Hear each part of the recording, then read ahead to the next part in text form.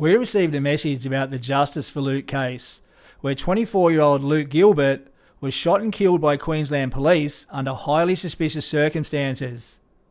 The message questioned why Luke didn't put the knife down when the police told him to.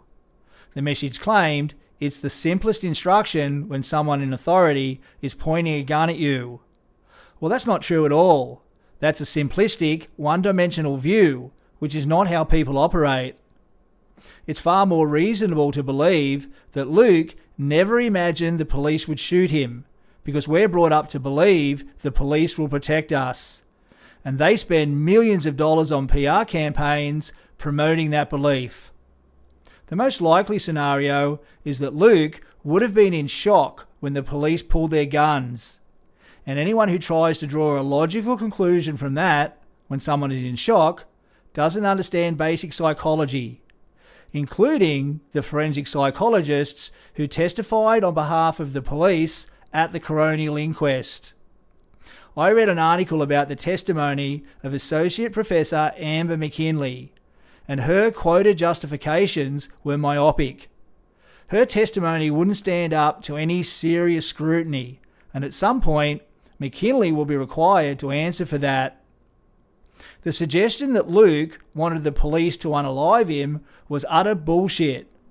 There was far more evidence that Luke had rejected the idea of unaliving himself, as does the vast majority of people who contemplate it. And the police themselves admitted that Luke wasn't threatening or aggressive.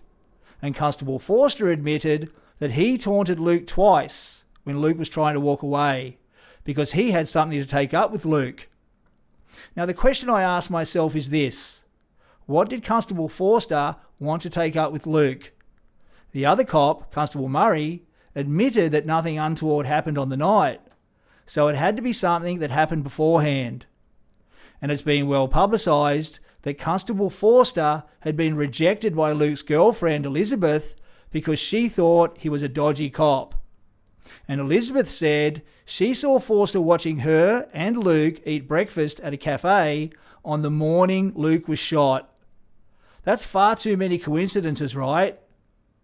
You know, I initially believed that Constable Forster should face court for unlawfully killing Luke. And if the video did show Luke charging at the police with a knife, then he should be acquitted.